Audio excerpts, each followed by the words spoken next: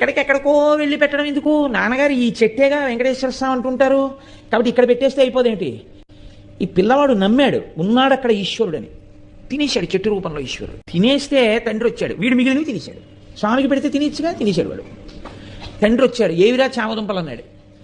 నాన్నగారండి ఈ చెట్టులోనేగా స్వామి ఉన్నారన్నారు, మీరు రమ్మన్నాను, ఆకలేసేస్తోంది స్వామి, ఉండలేను నాన్నగారు వచ్చే వరకు, నేను తినాలంటే మీకు పెడితే కానీ తినద్దంటారు కదా నాన్నగారు, మీరు వస్తే నా స్వామి మీరు తినేద్దరు కానీ నేను తినేస్తాను, రండి స్వామి అని అడిగాను. వచ్చారు, పెట్టాను, తినేశారు. తండ్రికి ఎక్కడ లేని కోపం వచ్చింది. చెట్టుకు పెట్టావా, తిన్నాడా వెంకటేశ్వరుడు?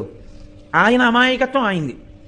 ఎంత పనిచేశావురా అని ఆ చేతిలో కత్తి ఒకటి పట్టుకుని వెళ్ళాడు ఆయన. ఆ కోపంలో ఒళ్ళు తెలియకుండా కత్తి ఎత్తి పిల్లాన్ని కొట్టబోయాడు.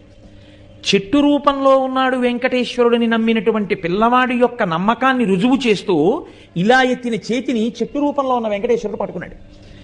ఎవరు పట్టుకున్నారు చెయ్యని వెనక్కి తిరిగి చూశాడు.